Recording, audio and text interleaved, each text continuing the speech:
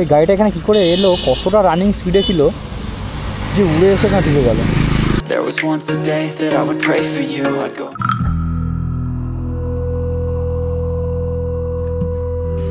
So এখন দাঁড়িয়ে পড়ছি রাস্তার মধ্যে। সেলার টানেলের সামনে একটু থামা। ভাবা যায় এই জায়গাতেই নাকি কাল ছিল ভয়ঙ্কর দুর্যোগ। প্রকৃতি সত্যিই অদ্ভুত, এক মুহূর্তে রুদ্ররূপ আর পরের মুহূর্তেই এতটা শান্ত, এতটা সুন্দর।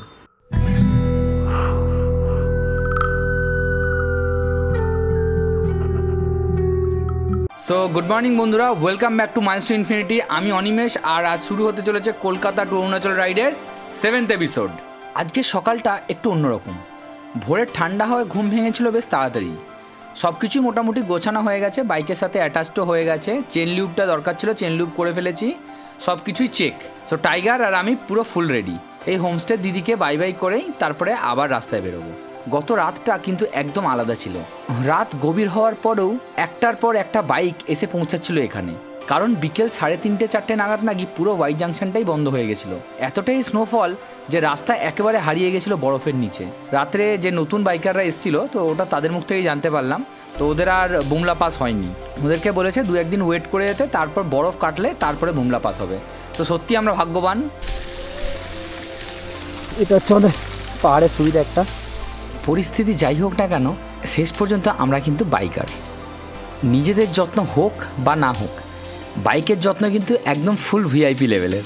নিজেরা হয়তো ক্লান্ত হয়ে রাস্তার ধারে যে কোনো জায়গায় একটু বসে পড়তে পারি, কিন্তু টাইগার ওকে সবসময় রাখতে হয় সেরা অবস্থায়।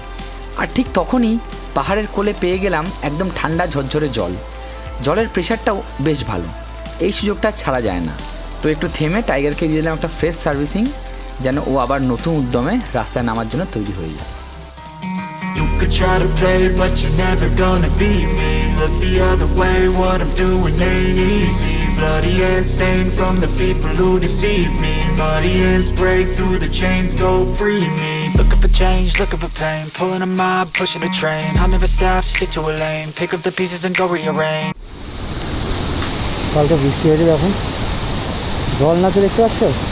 প্ল্যান ছিল আর একটু এগিয়ে যাওয়ার, আরও একটু সময় কাটানোর, কিন্তু ছুটি ধীরে ধীরে শেষের দিকে।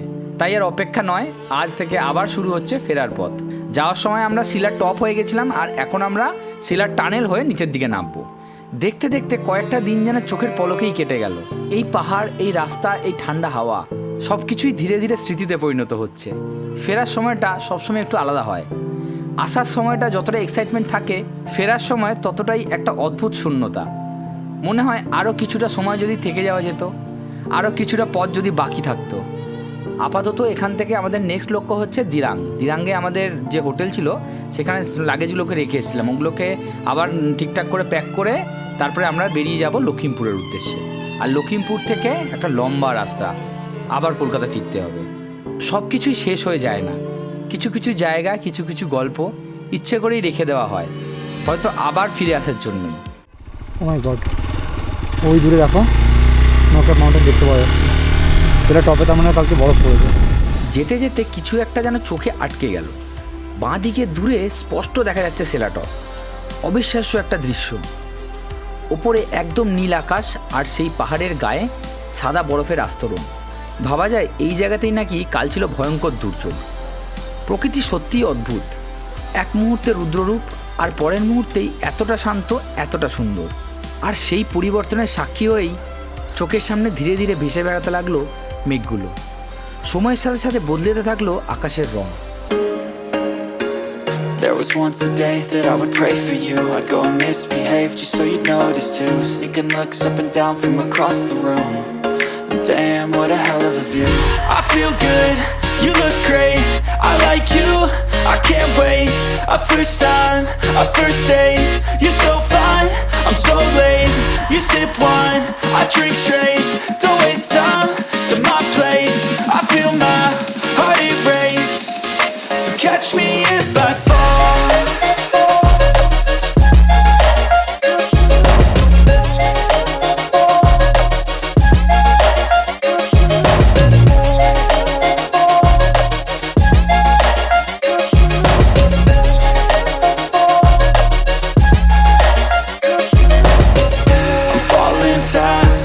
here praying that this night's gonna last. You got it all on tap, I'm loving your vibe. দূরের ওই মেঘগুলোকে দেখো কেমন নিঃশব্দে ভেসে যাচ্ছে আকাশের বুকে, এত সাদা এত নরম, মনে হচ্ছে যেন তুলো স্তূপ ছড়িয়ে আছে চারিদিকে। ধীরে ধীরে তাদের আকার বদলাচ্ছে, এক মুহূর্তে যা ছিল পরের মুহূর্তে তা আর নেই। সময়ের সাথে সাথে আকাশটা যেন নিজের মতো করে একটা গল্প লিখে চলেছে, আর আমরা এগিয়ে চলেছি সেই গল্পের নীরব দর্শক হয়ে। এদিক সেদিক ছড়িয়ে আছে অগণিত ছোট বড় ঝর্ণা। যেদিন আমরা প্রথম এখানে এসেছিলাম তখন ওদের মধ্যে সেই তীব্রতা ছিল না, জল ছিল কিন্তু সেই উন্মাদনা নয়। কিন্তু আজ বৃষ্টির পরে পাহাড় যেন নিজের আসল রূপে ফিরে এসছে। এই ঝর্ণাগুলো আর শুধু জল নয়, এগুলো এখন গর্জন। কোথাও দুধ সাদা জল ধেয়ে আসছে পাহাড় বয়ে, কোথাও বা আকাশ থেকেই যেন ঝরে পড়ছে বৃষ্টির মতো। ভয়ঙ্কর তবুও অদ্ভুত সুন্দর, এমন একটা সৌন্দর্য যেটা একসাথে মুগ্ধ করে, আবার কখনো কখনো একটু ভয়ও দেখায়। এই পাহাড়ে বৃষ্টি মানে শুধু একটা আবহাওয়া নয়, কখনো কখনো সেটা একটা সতর্কবার্তা। সকালে যখন একবার সোশ্যাল মিডিয়া খুলেছিলাম, কয়েকটা ছবি দেখেছিলাম, খানিকক্ষণ আগেই বাড়িতে ফোন করেছিলাম এবং ওপাশ থেকে যে খবরটা পেলাম তা শুনে কিছুক্ষণের জন্য যেন সব কিছু থেমে গেল। দার্জিলিংয়ের দিকে গত কয়েকদিন ধরে লাগাতার ঝড় আর বৃষ্টি হয়েই চলেছে, এতটাই প্রবল যে পাহাড়ের অনেক জায়গায় পরিস্থিতি প্রচণ্ড খারাপ হয়ে গেছে। ডুয়ার্সের জঙ্গলেও নাকি জল ঢুকে গেছে, নদীগুলো ফুলে ফেঁপে উঠেছে, বন্যপ্রাণীরাও সেই রোজ থেকে বাঁচতে পারেনি, অনেক প্রাণ ভেসে গেছে সেই জঙ্গলের স্রোতে। ফেসবুকে ছবি দেখছিলাম, প্রচুর গন্ডার হাতি সেগুলোও নাকি ভেসে গেছে। সবথেকে বড় খবর হচ্ছে যে দুধিয়া ব্রিজ আছে সেটাও নাকি জলের চাপে একদম ভেঙে গেছে। গুড নিউজ এটাই শুনলাম যে ইন্ডিয়ান আর্মি নাকি অলরেডি কাজ স্টার্ট করে দিয়েছে, পরিস্থিতি সামাল দেওয়ার চেষ্টা চলছে, কিন্তু ঠিক কতটা সময় লাগবে বাড়ি ফিরতে আমাদের মধ্যে কেউ এখন জানি না, কিচ্ছু জানি না। হঠাৎই চোখে পড়ে যায় রাস্তার দুধারে পাহাড়ের গায়ে অদ্ভুত কিছু রঙের খেলা, লাল হলুদ হালকা সবুজ। প্রথমে মনে হয়েছিল হয়তো কোনো ফুল, কিন্তু না, এগুলো আসলে ফুল নয়, এগুলোকে এখানকার লোকেরা বলে লাইকেন, একটা অদ্ভুত জীব যেখানে ছত্রাক আর শৈবাল একসাথে মিলে এই কঠিন পরিবেশেও বেঁচে থাকতে পারে। এই ঠান্ডা, এই নির্জনতা যেখানে অন্য কিছু টিকে থাকতে পারে না, সেইখানেই ওরা ছড়িয়ে দেয় নিজেদের রং। আমি এগিয়ে চলেছি কিন্তু চোখটা বারবার ফিরে যায় সেই রঙগুলোর দিকেই, কারণ এই সৌন্দর্য শুধু চোখে নয়, মনে গেঁথে থাকার মতো। তো এখান থেকে হচ্ছে সেলা টাইম শুরু হলো। সো এটা হচ্ছে সেই জায়গা যেখান থেকে আমরা আমাদের জার্নি স্টার্ট করেছিলাম। এখান থেকে বাঁ দিকে চলে গেলে হচ্ছে সেলার টপ, আর সোজা আমরা যে রাস্তায় যাচ্ছি এটা হচ্ছে সেলা টানেল। সো আলটিমেটলি আমরা পৌঁছে গেলাম একটা নতুন অভিজ্ঞতার সামনে, আর আমাদের সামনেই হচ্ছে সেলা টানেল, এই পাহাড়ের বুক চিরে তৈরি হওয়া পথ, যেটা শুধু একটা টানেল নয় বরং একটা নতুন সংযোগ। সমুদ্রপৃষ্ঠ থেকে প্রায় 13,000 ফুট উচ্চতায় এই টানেল তৈরি করা হয়েছে, যাতে বছরের যে কোনো সময়ই এই রাস্তাটা খোলা থাকে। আগে যেখানে স্নোফল মানেই ঘন্টার পর ঘন্টা অপেক্ষা, কখনো কখনো তো পুরো রাস্তাই বন্ধ, আজ সেই সব বাধা পেরিয়ে মানুষ এগিয়ে যাচ্ছে আরও সহজে। ইন্ডিয়ান আর্মি আর বিআরওর অক্লান্ত পরিশ্রমে এই অসম্ভবকেও সম্ভব করা হয়েছে। সেলা টানেলের সামনে একটু থামা, চারপাশে সবাই ব্যস্ত, কেউ ছবি তুলছে, কেউ এই মুহূর্তটাকে ক্যামেরায় বন্দি করতে চাইছে, আর আমি ব্যস্ত একটা একদম সাধারণ কাজে। সকাল থেকে ব্রাশটাই করা হয়নি, তাই রাস্তার ধারে দাঁড়িয়েই ফটাফট সেটা সেরে নেওয়া যাক। হয়তো অনেকের কাছে এটা অদ্ভুত লাগতে পারে, বাট একজন বাইকারের লাইফে এটাই স্বাভাবিক, কারণ সব সময় সব জায়গায় সব ফেসিলিটি পাওয়া যায় না, কিন্তু যেটুকু পাওয়া যায় সেটুকুকেই নিজের মতো করে ব্যবহার করতে হয়। যেখানেই সুযোগ সেখানেই নিজের কাজ সেরে নেওয়া। আমার খুব পরিচিত একজন দাদা আমাকে একবার বলেছিল, বাইক নিয়ে লং রাইডে বেরোলে প্রবলেম তো থাকবেই, কিন্তু মনে রাখবি প্রতিটা প্রবলেমের সলিউশন ওইখানেই লুকিয়ে থাকে, শুধু দৃষ্টিভঙ্গিটা বদলাতে হবে। এই যে বাইকে করে এত লম্বা জার্নি শুধু রাস্তা পেরোনো নয়, এটা শেখায় যে কোনো পরিস্থিতিতে কীভাবে নিজেকে মানিয়ে নিতে হয়।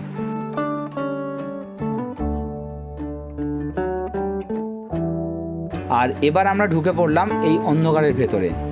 বাইরে সেই বিশাল পাহাড় হঠাৎ হারিয়ে গেল পেছনে, চারপাশে শুধু দেওয়াল আর সামনে একটা লম্বা অন্তহীন পথ। হেডলাইটের আলোয় রাস্তা যেন নিজের গল্পটা বলে চলেছে, প্রতিটা সেকেন্ড একটা আলাদা অনুভূতি। এই টানেলের ভেতর দিয়ে যেতে যেতে মনে হচ্ছে এই জায়গাটা থেকে আমরা যেন একটা অন্য জগতে চলে যাচ্ছি। আর তারপর দূরে দেখা গেল আলো, একটা নতুন দিগন্ত। অন্ধকার পেরিয়ে আলোয় ফেরার এই মুহূর্তটাই হয়তো এই জার্নির সবচেয়ে সুন্দর অংশ। এই জায়গাটা খুব গুরুত্বপূর্ণ একটা মোড়। আমরা এখন সেলার টপ ঘুরে বুমলা থেকে ফিরে এসে আমরা বেরিয়ে যাচ্ছি সেলার টানেল দিয়ে, কিন্তু যদি কেউ সরাসরি সেলার টানেল থেকে বুমলার দিকে যেতে চায় তাহলে এই পথটাই কিন্তু তার শুরু। এই রাস্তাটাই সেই এন্ট্রান্স যেটা নিয়ে যায় আরও উঁচুতে, আরও নির্জনতায়। কিন্তু যতই এগোচ্ছি ততই যেন বদলে যাচ্ছে চারপাশ। ঠান্ডা তো ছিলই, কিন্তু এখন কুয়াশাটাও ধীরে ধীরে সব কিছু গিলে নিচ্ছে। দূরের পাহাড় আস্তে আস্তে অদৃশ্য হয়ে যাচ্ছে, রাস্তা শুধু কয়েক মিটার পর্যন্তই দেখা যাচ্ছে। চারপাশে এক অদ্ভুত নীরবতা, আর সেই নীরবতার মাঝেই আমরা এগিয়ে চলেছি এই কুয়াশার ভেতর দিয়ে। ঠিক কোথায় পৌঁছাবো তা হয়তো এখনও পরিষ্কার নয়। Welcome to my party, we're just getting started. A life is a dream or a nightmare scarring. Hand me a drink cause I think I'm going all in. Get me a shrink who can catch me when I'm falling. Cover up my scars, flip the handlebars. Crashing in my car, wake up in a bar. I'll be a superstar, just on my avatar. This world is so bizarre, empty out the reservoir. Yeah, I'm taking 6 shots, yeah, straight to the face. And I'm taking 6 shots, are you coming with me? I'm taking 6 shots, yeah, straight to the face. And I wanna get lost, I'm sick of this place. Don't know how to stop when I'm feeling this way. So I'm taking 6 shots till I'm feeling okay. I think I'm going crazy, don't think I'll get 'em, but we know calculus. Damn, ain't that fabulous? Can't wait to apply all those mathematicus. But we can't get a job that pays us enough. I'm about to pop off. Fuck you, you're lost. We all know that we never really want a boss. So I'ma do what I want to, something I can't undo. Yeah, I'ma do what I want to, something I can't undo. I'm taking 6 shots, yeah, straight to the face. And I wanna get lost, I'm sick of this place. Don't know how to stop when I'm feeling this way. So I'm taking 6 shots till I'm feeling okay. I think I'm going crazy. এই সেই point যেখান থেকে শুরু হয়েছিল আমাদের এই যাত্রা। প্রথম দিনের সেই উত্তেজনা, সেই অজানা পথের ডাক। যারা আগের এপিসোডগুলো দেখেছো তোমরা হয়তো চিনে ফেলেছো জায়গাটা। হ্যাঁ, এই বাঁ দিকের রাস্তা ধরেই আমরা উঠে গেছিলাম সেলা টপের দিকে। আর আজ এতগুলো পথ পেরিয়ে, এতগুলো মুহূর্ত বুকে নিয়ে আমরা আবারও ফিরে এসেছি এই একই মোড়ে। একই রাস্তা, একই পাহাড়, কিন্তু আমরা একদম আর আগের মতো নেই। কারণ এই কয়েকটা দিনেই এই পথ আমাদের অনেক কিছু শিখিয়ে দিয়েছে। আর এবার আমাদের গন্তব্য হচ্ছে সোজা দিরাং। সো এখন আমরা পৌঁছে গেছি হচ্ছে বৈশাখীর সামনে। আর এই জায়গাটা হচ্ছে সমুদ্রপৃষ্ঠ থেকে 1446 ফিট ওপরে। এখানে তো দাঁড়িয়ে অনেকে ছবি টবি তোলে। প্লাস তোমরা যদি খাওয়া দাওয়া করতে চাও, এখানে প্রচুর খাওয়া দাওয়ার দোকান আছে, তোমরা ইজিলি খাওয়া দাওয়া করতে পারো এখানে।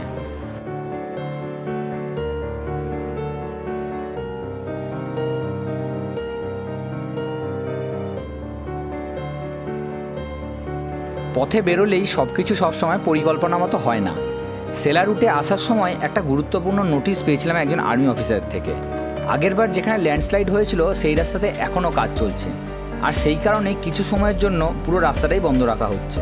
মানে এই মুহূর্তে আমাদের যাত্রা কিছুটা সময়ের জন্য থেমে গেছে।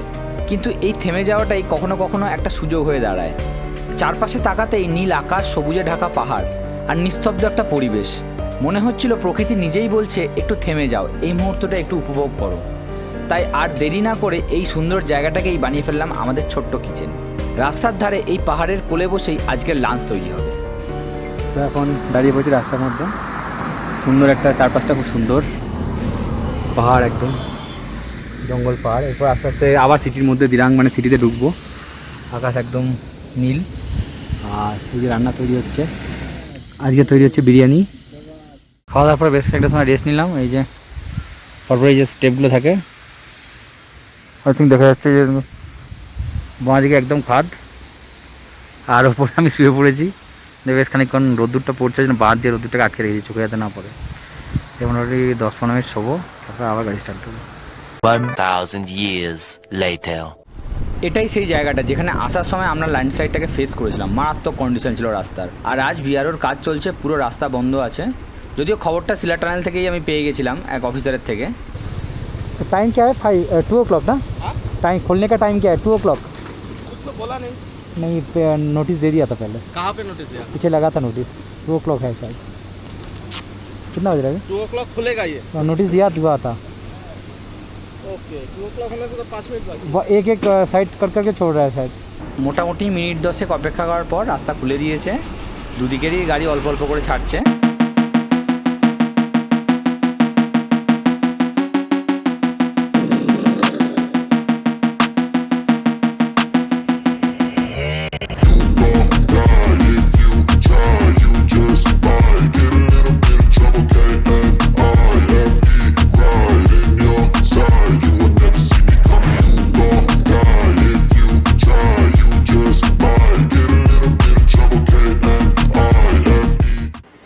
এখান থেকে দিরাং আর মাত্র 8 কিলোমিটার, কিন্তু আজকের রাস্তাটা আগের দিনের থেকে একটু আলাদা লাগছে।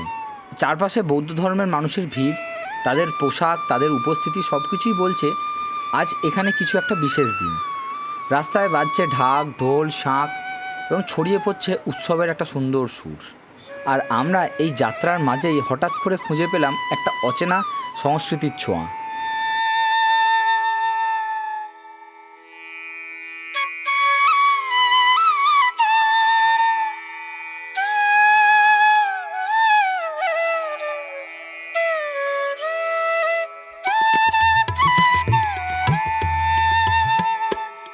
তো দিরাঙ্গে এলাম, আমাদের হোটেলে জিনিসপত্র রাখা ছিল, সেখান থেকে মালপত্রগুলো নিলাম, নিয়ে এবার বেরিয়ে পড়েছি আবার রাস্তার দিকে। আর বাই বাই দিরাং, টাউন থেকে বেরিয়ে গেছি, দিরাং বেরিয়ে গেলাম। হঠাৎ করে এই চারপাশে নেমে এলো আলকাতরা কালো অন্ধকার। শুধু অন্ধকার নয়, তার সাথে মিশে গেল ঘন সাদা কুয়াশা, যেখানে সামনে কয়েক মিটার দেখাও একটা চ্যালেঞ্জ হয়ে দাঁড়াচ্ছে। ভিজিবিলিটি প্রায় শূন্য, রাস্তা আছে কিন্তু দেখা যাচ্ছে না, পাহাড় আছে কিন্তু অনুভব ছাড়া বোঝা যাচ্ছে না।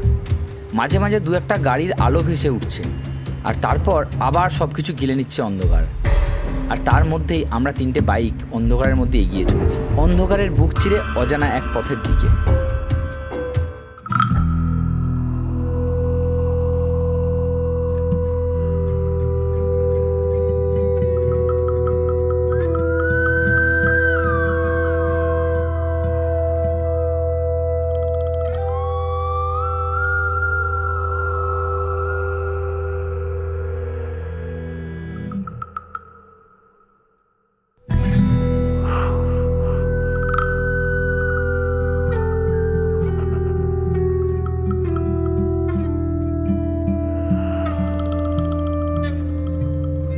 বেশ কয়েক ঘন্টা রাইডের পর শেষমেশ অন্ধকারের ভিতর থেকে দূর থেকে একটা আলো ভেসে আসতে দেখলাম। পাহাড়ের গায়ে ছড়িয়ে থাকা সেই আলোগুলো, হ্যাঁ তোমরা ঠিক ধরেছো, ওটাই হলো বোমডিলা সিটি।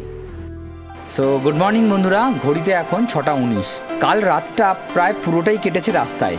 ভোরের দিকে একটা ফাঁকা পেট্রোল পাম্পে কিছুটা সময়ের জন্য থেমে একটু ঘুম, তারপর আবার রাস্তায় ফেরা। আজকের লক্ষ্য লখিমপুর, ওখানেই আজ একটু থামবো, কারণ এই কয়েকদিনের বৃষ্টি, বরফ আর টানা রাইড শরীরটা বারবার জানান দিচ্ছে। মাঝে মাঝেই জ্বর আসছে, প্যারাসিটামল খেয়ে চালিয়ে নিচ্ছি ঠিকই, কিন্তু সবসময় এগিয়ে যাওয়াটাই সঠিক সমাধান নয়। তাই দুজন বন্ধুকে এগিয়ে যেতে বললাম, কারণ ওদের অফিসে জয়েনিং আছে, তাই ওরা ওদের মতো করে যাত্রা চালিয়ে যাবে, আর আমি একদিন থেমে ডাক্তার দেখিয়ে তারপর আবার কলকাতার পথে ফিরব। অরুণাচল থেকে নিয়ে আসা বৌদ্ধ সংস্কৃতির 2টো উত্তরীয়, একটা আমার বন্ধুর জন্য আর একটা তার স্ত্রীর জন্য। এটা শুধু একটা উপহার নয়, এটা ছিল কৃতজ্ঞতার একটা ছোট্ট প্রকাশ। এই পুরো যাত্রায় ওরা যেভাবে পাশে থেকেছে, যেভাবে সাহায্য করেছে, তার জন্য ছোট্ট একটা সম্মান। বোরা স্যারকে এবং ওনার ওয়াইফকে দুজনকেই বাই বাই বলে আমি এগিয়ে পড়লাম। এখন আবার উদ্দেশ্য এখন একটাই, কলকাতা পৌঁছতে হবে। বড়রাম আর ওদেরকে আমি আগেই এগিয়ে যেতে বলেছি, কারণ ওদেরকে গিয়ে অফিসে জয়েনিং আছে, আর আমার এসে গেছিলো আবার জ্বর। তো আমি একদিন রেস্ট করলাম এখানে, আগের দিন একদিন আমি রেস্ট করেছি এখানে, দেন আমি বেরিয়েছি আবার রাস্তায়। তো এটাই হচ্ছে এখন আপডেট। ঘড়িতে বাজছে এখন 2:45, আর আমি বেরিয়ে পড়েছি লখিমপুর থেকে কলকাতার উদ্দেশ্যে।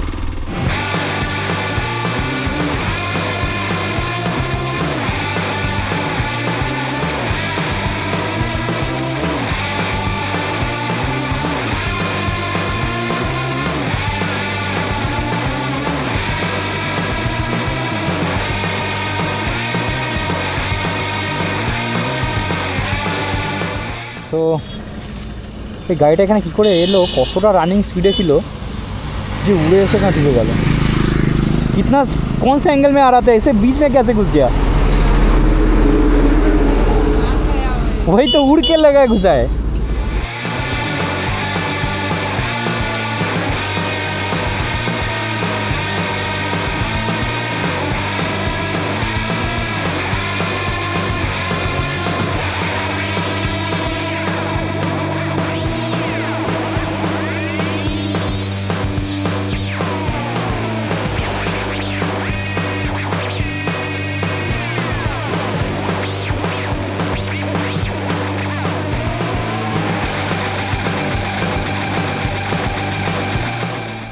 হ্যালো বন্ধুরা, আমি ফিরতে ফিরতে এত টায়ার্ড লাগছিলো, এমনিতেও যা ছুটি ছিল সেটা, আবার জ্বর আসছে, জ্বর কিছুতেই যাচ্ছে না।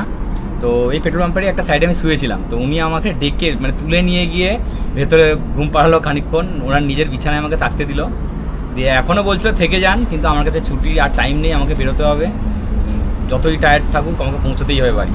তো দাদা খুব ভালো হেল্প করলো, মেমোরি হয়ে সারাটা জীবন থেকে যাবে, এই অরুণাচল রাইডের একটা সুন্দর মেমোরি হয়ে দাদা থেকে যাবে। স্যার আপনার নাম বলতো? नाम अख्तरुल हक। अख्तर भैया है, भालो कुछ बोलना है आपको? बस लाइक सब्सक्राइब कर दीजिए बस यही। चलिए, थैंक यू। ठीक है। ফারাক্কা এখনও প্রায় 130 কিলোমিটার মতো বাকি, আশা করছি কাল সকাল তক ফারাক্কা পৌঁছে যাব। সো গুড মর্নিং বন্ধুরা, এখন ঘড়িতে বাজছে হচ্ছে 5:45 আর আমি পৌঁছে গেছি ফারাক্কা ব্রিজের ওপরে। এরপর সোজা বাড়িতে গিয়ে দেখা হবে এবং অবশেষে এই দীর্ঘ যাত্রার পর আবার ফিরছি নিজের শহরে। হাইওয়ে থেকে কল্যাণী এক্সপ্রেসওয়ে পেরিয়ে 70 ব্রিজটা জাস্ট ক্রস করলাম। এখন ধীরে ধীরে এগিয়ে চলেছি মধ্যমগ্রামের দিকে, যে শহরটা থেকে শুরু হয়েছিল সব কিছু, আবার সেখানেই ফেরা। পাহাড়গুলো পেছনে পড়ে গেছে, সেই ঠান্ডা হাওয়া, সেই নির্জন রাস্তা, সব কিছুই এখন শুধু স্মৃতি। দেখতে দেখতে কয়েকটা দিন কেটে গেল, কিন্তু সেই দিনগুলো মনের মধ্যে রয়ে যাবে অনেক দিন। এই যাত্রা শুধু একটা ট্রিপ ছিল না, এটা ছিল নিজেকে খুঁজে পাওয়ার একটা গল্প। আর হয়তো এই কারণেই শেষটা সবসময় একটু কষ্টের হয়, কারণ পাহাড়কে ছেড়ে আসা কখনোই সহজ নয়। কিন্তু গল্পটা এখানেই শেষ নয়, আবার কোনো একদিন এই পথেই নতুন গল্প শুরু হবে। সো কেমন লাগলো আমার এই অরুণাচল রাইডের গল্পটা অবশ্যই কমেন্ট করে জানিও। আর তোমাদের যদি কোনো প্রশ্ন থাকে কমেন্ট সেকশন খোলা আছে, প্রশ্ন করো, আমি উত্তর দেবো। শুধুমাত্র একটা ছুটির অপেক্ষা, কারণ ছুটি পেলেই আবারও বেরিয়ে পড়ব নতুন কোনো পথের খোঁজে, নতুন কোনো গল্পের সন্ধানে, আমি আর আমার tiger. So stay tuned. So ultimately পৌঁছে গেছি বাড়িতে। আর যাওয়াটা যত সোজা, ফেরাটা শক্ত, কারণ গাড়িটাকে আবার চালিয়ে এতটা নিয়ে আসাটাই খুব কষ্টের। যাই হোক, আলটিমেটলি ফিরে এসেছি সুস্থ সবলভাবে। কেমন লাগলো এপিসোডগুলো জানিও।